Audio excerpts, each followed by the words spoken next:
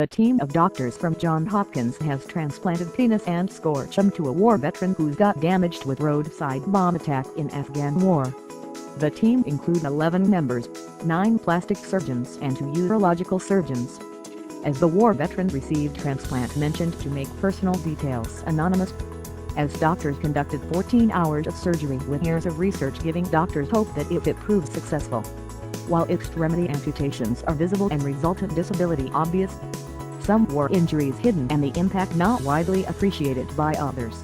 W.P. Andrew Lee told reporters, speaking of the devastating impact that injuries had on men's identity, self-esteem and intimate relationships.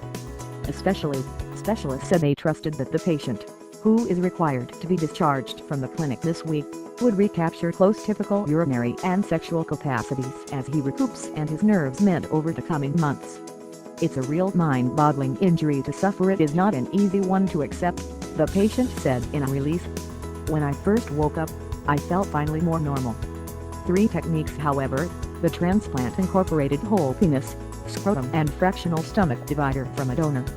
In particular from the 4 different penis transplants, which just incorporated the organ. Just 2 or 3 the techniques have been fruitful.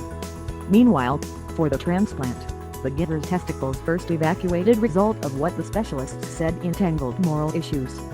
Specifically the potential capacity to father youngsters with another man's hereditary material.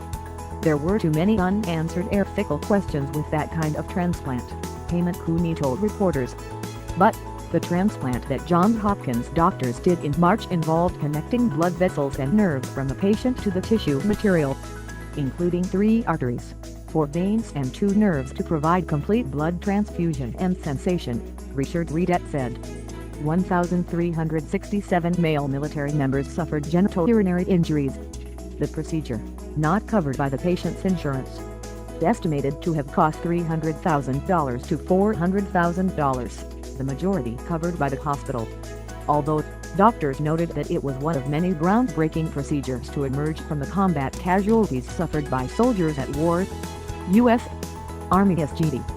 Brandon Morocco, a quadruple amputee veteran of the Iraq War, in spite, received a double arm transplant at Johns Hopkins about 5 years ago.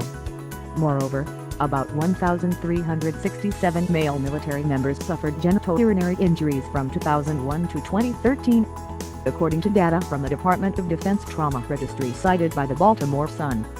Further, the patient's injury in Afghanistan also necessitated the amputation of both of his legs above the knee. He said that he kept the extent of his injuries a secret. That injury, I felt like it banished me from a relationship, he told the New York Times. Like, that's it, you're done, you're by yourself for the rest of your life. I struggled with even viewing myself as a man for a long time,